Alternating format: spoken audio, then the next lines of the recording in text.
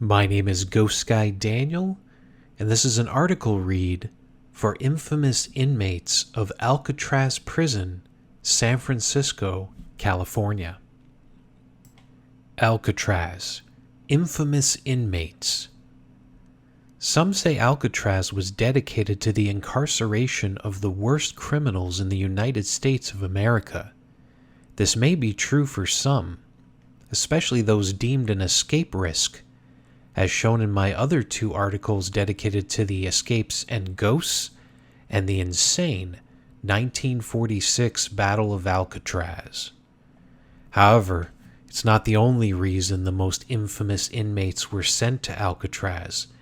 Here's a few names you'll recognize and why they ended up at The Rock. George Machine Gun Kelly. The nickname Machine Gun had nothing to do with Kelly's criminal activities. It was given to him by his second wife, a woman named Catherine Thorne, after she bought him a Thompson submachine gun. Great gift idea for your wives out there. Turns out Kelly didn't like machine guns. He feared the noise. A criminal, Kelly was most known as a bootlegger during Prohibition and sometimes bank robber. This escalated in 1933 when he kidnapped an oil magnate named Charles Urschel. Alongside his supportive wife Catherine and a small gang, they nabbed Urschel from his home and held him hostage for a ransom of $200,000. It's about $5 million today. J. Edgar Hoover and the FBI got involved, turning Kelly into public enemy number one. Kelly and his wife were ultimately arrested, and Urschel safely rejoined his family. 1 year later in 1934, Kelly was sent to the newly opened Alcatraz Prison, and the inmates didn't like him or take him seriously, nicknaming him, quote, Pop Gun Kelly. He was known for telling crazy stories known to be lies. However, the guards loved him as he was a model prisoner. He stayed until 1951, then transferred to Leavenworth in Kansas. This is where he died 3 years later in 1954 from a heart attack at only 59 years old. Arthur Doc Barker. Arthur was the son of the infamous Ma Barker and a prominent member of the family's gang. The Barker Carpus Gang was considered the most successful criminal gang of the Depression era, and Arthur was its most violent member, did killings whenever needed. One victim was Thomas Sherrill in 1921, a hospital construction site guard in Tulsa, Oklahoma. The gang was found by Sherrill while staging a robbery of the grounds. A gunfight led to his death. They arrested Barker, then sentenced to life in Oklahoma.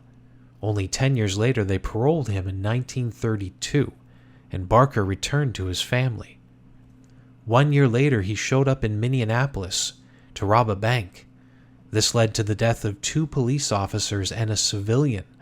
A second robbery led to the death of another police officer. And after that he helped kidnap 2 wealthy men from the city of St. Paul. Then a mistake by Arthur brought down the entire gang. Barker is brought down. While stopping for gas, he used a pump. They pulled his fingerprint. The entire gang fled to Cuba, then Florida. And out of boredom, Arthur split off. They would capture him in Chicago. And not long after that, the FBI would kill his mother, Ma Barker, in a shootout. The depressed Arthur was sent to Alcatraz, leading to 1939 when he tried to escape. Alongside 3 other inmates and on a foggy night, they sawed off prison bars and broke through, climbing over the walls to the beach below. Barker went off with another inmate named Stamphill. Together they jumped in the waters. The plan? Swim to San Francisco. Dumb idea. The waves pushed them back, and on the beach again they tried making a raft from pieces of driftwood, but that's when the fog cleared. Tower guards saw them and yelled down, but they didn't hear. They did feel the bullets, however. hitting their legs as Barker yelled, "Don't move! They're going to kill us!" Barker died because of this escape attempt. However, there is some confusion around it. Inmate Stamphill's account stated Barker was still alive when the guards came upon them, and that the ranking guard told the others to shoot if the inmates moved. But Barker was in great pain, causing him to reach to rub his leg. A guard saw the movement and shot Arthur Doc Barker in the head. Al Capone. What can be said about this man that hasn't been covered in history, TV, and movies? Simply put, he was a prohibition mobster from the city of Chicago. Taking advantage of the banning of alcohol in the United States, people wanted their vice. Goes down as the most famous bootlegger in history. Capone was never arrested for his crimes, but instead was brought down after Prohibition. Forget this, tax evasion. How dare he not pay his taxes for criminal sales? Was found liable for $215,000 from 1925 to 1929. That's about $4 million today.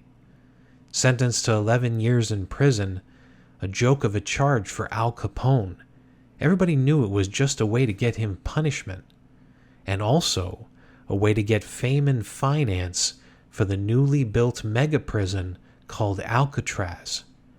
Capone showed up at Alcatraz in August of 1934. That's the same month it opened, and this worked because I'm still talking about it today. Capone is a model inmate. Went from the infamous Al Capone to simply Prisoner 85. This turned from a boisterous and prideful criminal into a quiet and easy inmate. He was known for reading books and music as well, specifically the banjo. Was heard by inmates and guards alike while learning how to play from cell number 181, a 9 by 5 foot cell where he spent much of his time. Fun fact, Al Capone was the first to suggest an Alcatraz prison band, lobbying the warden successfully. This featured Al Capone on the banjo and the previously mentioned Machine Gun Kelly on drums. They'd be called the Rock Islanders. Capone remained at Alcatraz until 1939, was moved for a few months before being released on parole due to his sickness. Capone had syphilis, leading to the slow decay of his brain. The only legend of this disease, some believe he contracted syphilis early in his career while working as a bouncer in a Chicago brothel and partaking in the events, so to speak. And Al Capone was one of the first patients ever to be treated with penicillin. But it was too late. He ended up dying in Florida in the year 1947. His body moved back to Chicago and buried, but later he was dug up and moved to Mount Carmel Cemetery in Hillside, Illinois. Birdman of Alcatraz, Robert Stroud. Everyone, at least from my generation, has heard of the Birdman of Alcatraz. Stroud was made famous by a 1962 Hollywood movie starring Burt Lancaster. Even though the movie was mostly fiction, it was based on a real man named Robert Stroud. The very calm and quiet man was known at Alcatraz for his love of birds. This started while serving time in Leavenworth.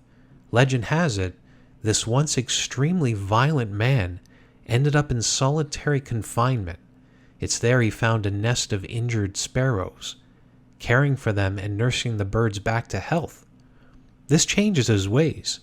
Stroud was known for raising and selling birds from his prison cell, which is shocking considering how violent he once was. At only 18 years old, Robert Stroud became a pimp in Alaska, and when a client didn't pay, he shot and killed the man. This got Stroud 12 years in prison, where he became one of the most violent inmates ever, known for fighting and stabbing other inmates, and even a guard. In 1916, he stabbed and killed a young guard named Andrew Turner. The reason? the prison denied Stroud a visit from his brother. Murdering a guard got him a new sentence of death, which was changed to life in prison thanks to an appeal by his mother. Robert Stroud turns it around. Birds changed Robert Stroud's life, calming him from the remainder of his sentence. He arrived at Alcatraz Prison in 1942. Yes, that means he never met Al Capone, in case anyone was wondering. Stroud stayed until 1959, during which time he raised many birds, and in 1946, he became a hero during the Battle of Alcatraz. You can check out my article on the Battle of Alcatraz at ghostwalks.com.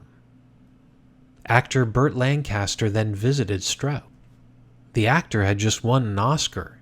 This led him to playing a fictionalized version of Stroud in 1962's Birdman of Alcatraz.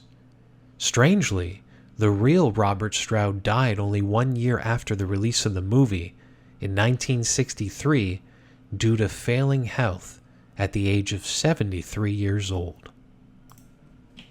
So in my view, these are the most known inmates in Alcatraz's long history. Some may agree or disagree. However, nobody can disagree these men led infamous lives, now made part of history through the stories around the world's most famous prison. This has been an article read of the article by me, Ghost Guy Daniel, Infamous Inmates of Alcatraz Prison, San Francisco, California. Make sure to visit ghostwalks.com to read the companion articles about the escapes and the ghosts, and of course, the Battle of Alcatraz.